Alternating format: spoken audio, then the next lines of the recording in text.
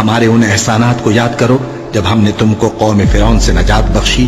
وہ لوگ تم کو بڑا دکھ دیتے تھے، تمہارے بیٹوں کو تو قتل کر ڈالتے تھے اور بیٹیوں کو زندہ رہنے دیتے تھے، اور اس میں تمہارے پروردگار کی طرف سے بڑی سخت آزمائش تھی۔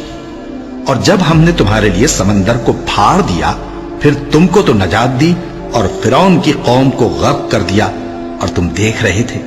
اور جب ہم نے موسیٰ سے 40 رات کا وعدہ کیا تو تم نے ان کے پیچھے بچڑے کو معبود مقرر کر لیا، اور تم ظلم کر رہے تھے۔ پھر اس کے بعد ہم نے تم کو معاف کر دیا تاکہ تم شکر کرو۔ اور جب ہم نے موسیٰ کو کتاب اور معجزے عنایت کیے تاکہ تم ہدایت حاصل کرو۔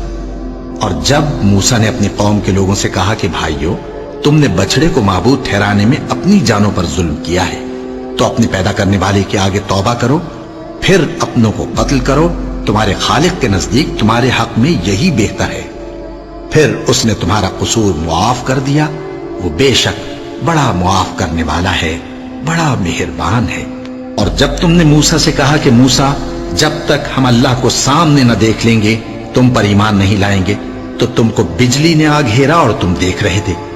پھر موت آ جانے کے بعد ہم نے تم کو اثر نو زندہ کر دیا تاکہ احسان مانو۔ اور ہم نے بادل کا تم پر سایہ کیے رکھا اور تمہارے لیے من و سلوہ اتارتے رہے کہ جو پاکیزہ چیزیں ہم نے تم کو عطا فرمائی ہیں ان کو کھاؤ پیو، مگر تمہارے بزرگوں نے ان نعمتوں کی کچھ قدر نہ جانی، اور وہ ہمارا کچھ نہیں بگاڑتے تھے بلکہ اپنا ہی نقصان کرتے تھے۔